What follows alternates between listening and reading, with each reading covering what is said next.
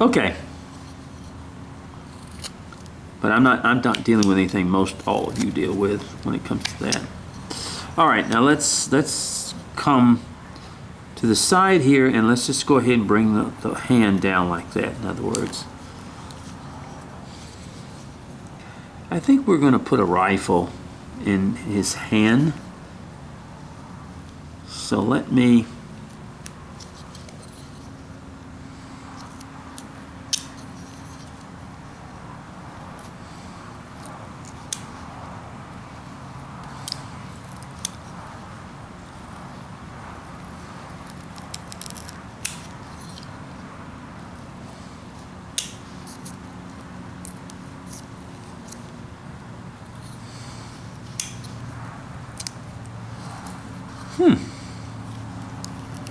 got a little issues here with this. There we go. We all deal with different things in our life, but I think panhandlers are something we're going to have no matter what. We're going to have people that are, and like I said, we had a food bank, and we have several food banks in this area. Fortunately, COVID pretty much messed up our food bank. Really did. Destroyed a lot of the people got COVID, didn't die from it, I mean got it. And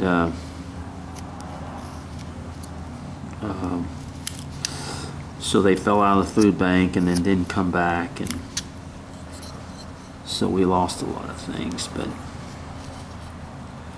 But we have food banks, and we have a place called a hospitality house where people that are homeless can go get food, and they serve them a meal every day.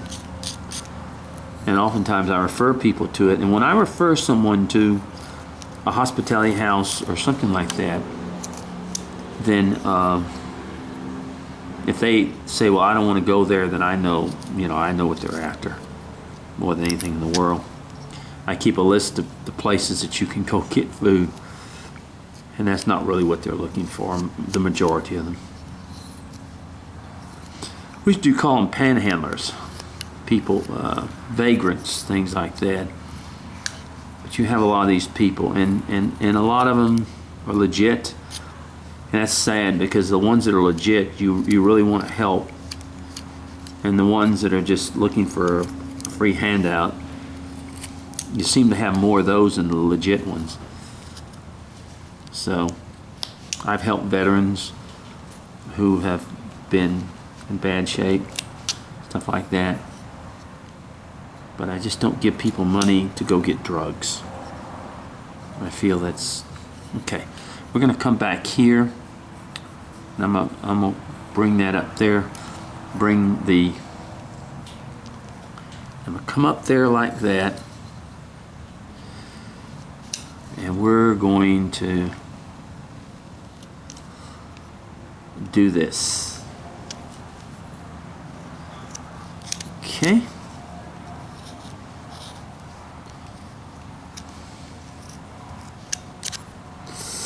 All right.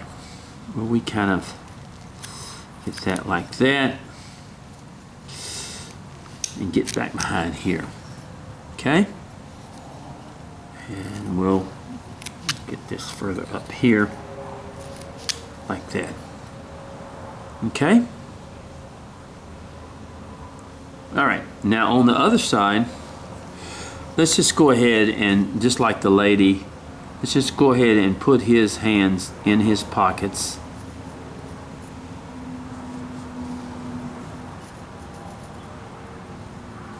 Just like that.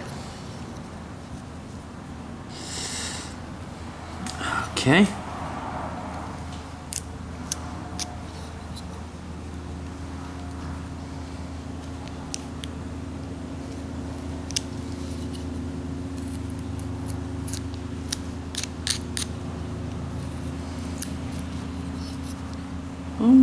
Okay. I don't know why I got off on panhandlers. I guess because they're so prevalent down here, and I deal with them so much. that just bringing this down just a little bit. We deal with them a lot in these areas. Our area down here, this, not my area necessarily where I live now, but where my mother used to live. Even though it was, y'all used to hear the squirrels and stuff, it was very beautiful in her backyard. The neighborhood really has gone down to nothing. So, and I think I've talked about that. And this whole area started to really go down a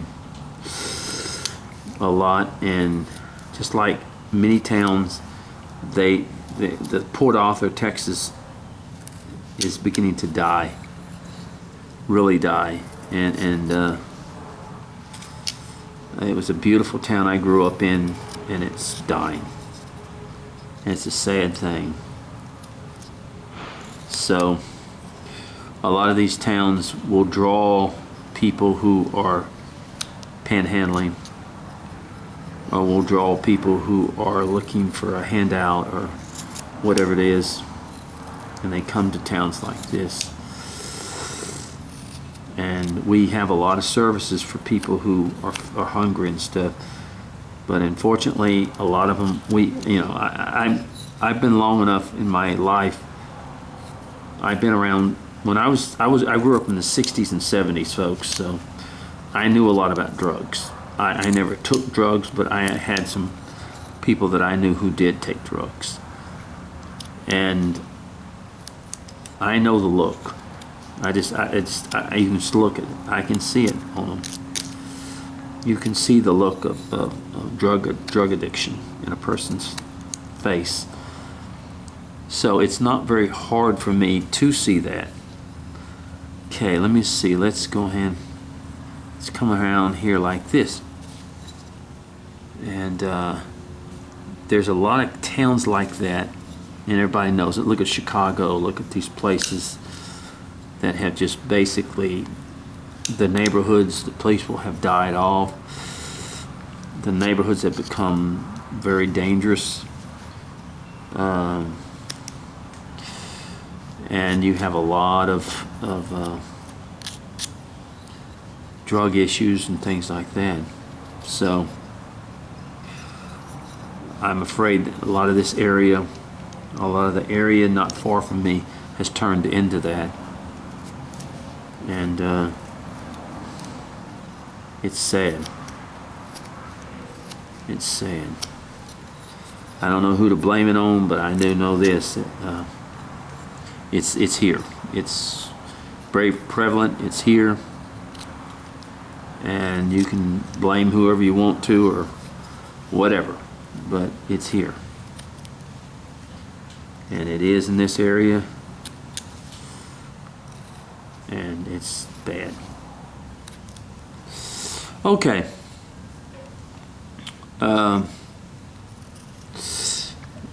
What I'm explaining is that, all right, let's go to the face now, is that used to, drug addicts would just hide to sell their wares. Now you see them basically standing out and doing it in front of you. Here's where sin, you really begin to understand that sin is bad. When what people used to do years ago were afraid to do it in front of people, now just feel no remorse at all in doing it in front of you or anyone else. Okay. All right. I'll kind of come up here and work on this.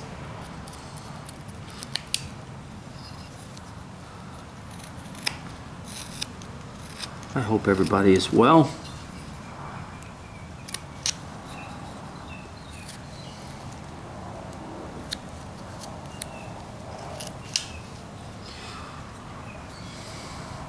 You know that the word hillbilly really was not a word. It really wasn't a word that was referred to hill people.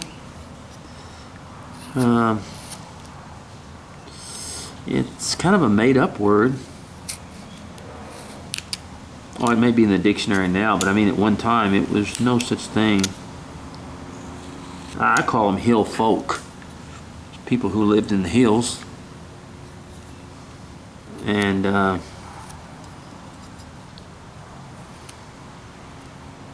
survivalists, that's another word for them.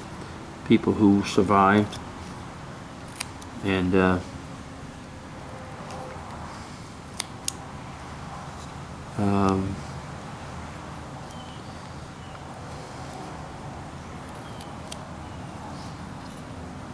things were so different.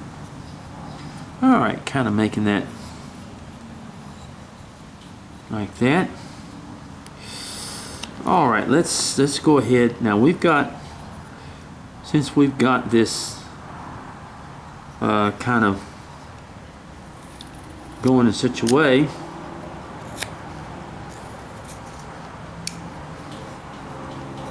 let's go ahead and finish and work on the face and what we're trying to accomplish there. Okay? And I always bring forward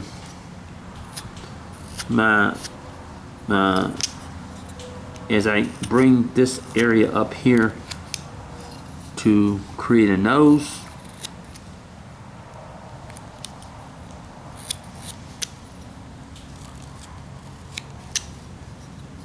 Just like that. See how from each side I keep coming to sort of create where I want my nose. And so I'm going to put my nose about right there. Okay?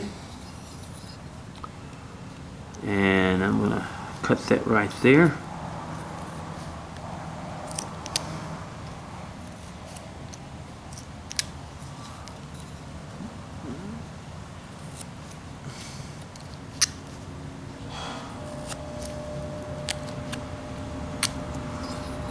And then I come on each side and I make a cut and I bring my nose up like that. Now of course it's too big, but we cut it down. We just want to establish where it's at, where we've got it.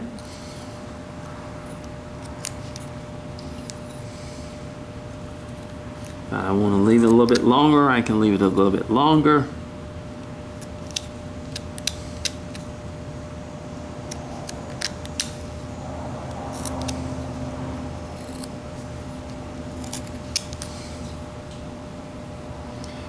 I'm so happy to see that carving shows are coming back. People are really enjoying, you can see in the carving shows now that have come back, and they're doing things and all that other stuff. So it's a joy to see that. Joy to see carving kind of start up again. This COVID really hit a lot of things. I just have a feeling this COVID thing is going to be, you might as well get used to it. I have a feeling it's going to be just like the flu every year. We're all going to have to deal with that for as long as we do. Not necessarily going to enjoy it, but we just have to deal with it.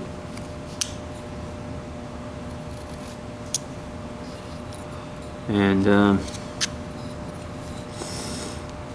as an adult, you have to make your own decision what you want to do as far as your family and yourself, about what you choose to do. And I do not feel that the government has the right to just force people to do anything. But I know they're doing it, so.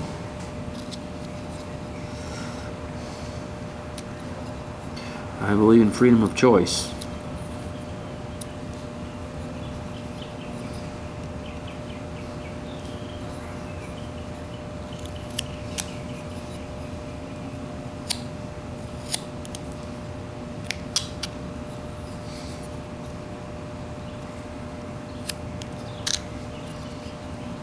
You know, as a born-again Christian, it's very hard sometimes to... Okay, what we're going to do from... You bring that nose down a little bit more. But as a born-again Christian, it is not always an easy factor. What I'm going to do is I'm going to come down here like this, and I'm going to bring this over like this. And on this side, I'm going to do the same thing. I'm going to come down here like this and bring this over like this. Okay? And I'm going to cut from the inside, all right? The inside here. And then I'm going to take that little part out right there, okay? But as a born-again Christian, I'm for freedom. And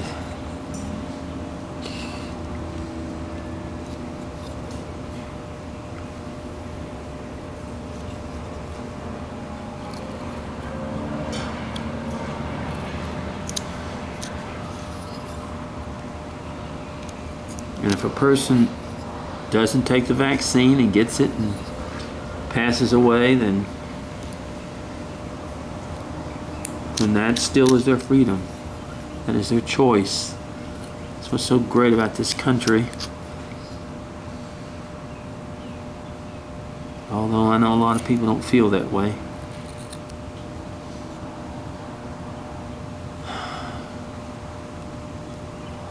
Okay, I'm just cutting a little bit deeper in here.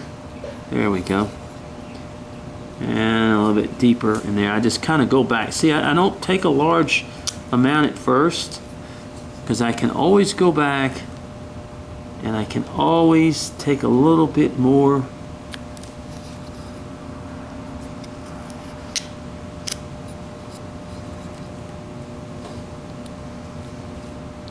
But our Christian school that we have, the church I go to, they require the children now to wear masks. So I will wear a mask if I go over there into the school or whatever, as a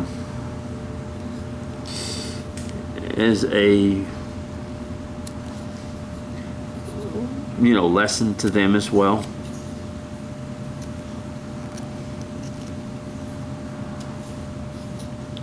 But with my one lung, I really have a tough time wearing masks. I have a tough time breathing. So, but I get by.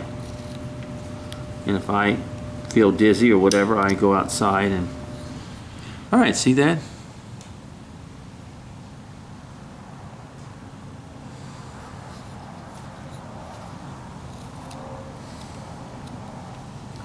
All right.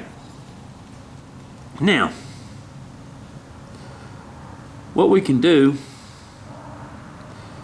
is we can go ahead and come from this point and just go ahead and make a little beard right here. I mean, mustache right here. Or, yeah, it's like a mustache, but it's more a part of the beard. This is not just a mustache. This is an actual part of the beard that we have here. But the kids seem to be handling it pretty good in the schools.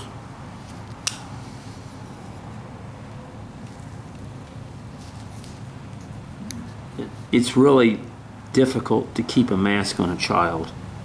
Any child. I mean, it really is. Even a teenager or anything like that. It's really difficult to keep a mask on them. It really is. Because they want to take the mask off. They don't want to wear it. And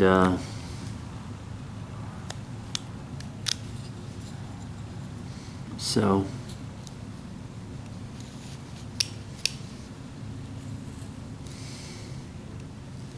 they got good lungs. They can handle it. They got good lungs. I think I've been to 3 funerals I've told you about with the people that have passed away of COVID, and it's sad.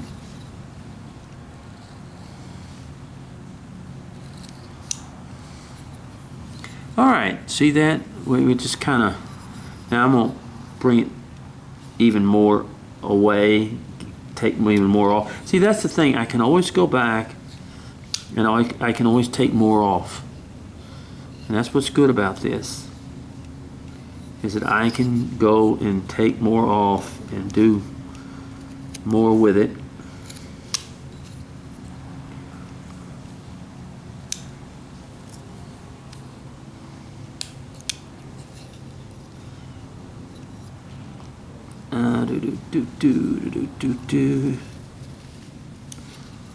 But it's good that people are beginning to get back to carving events and get back to living again. A lot of people have been,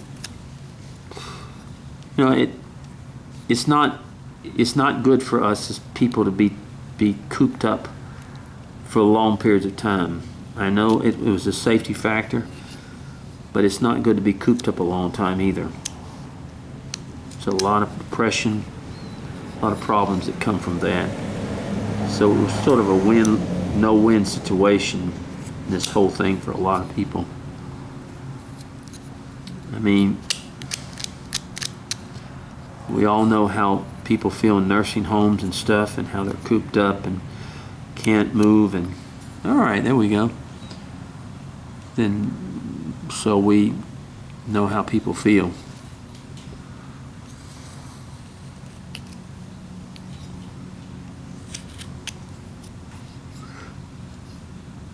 All right. I'm going to take a little bit more here off in here.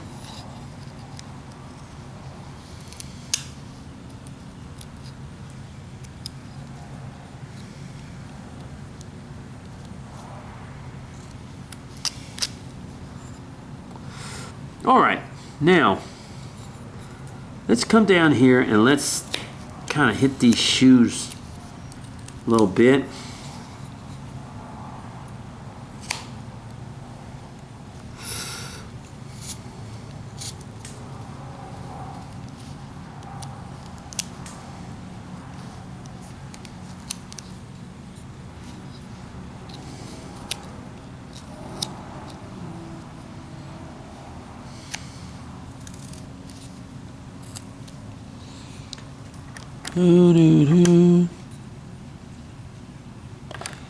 Okay.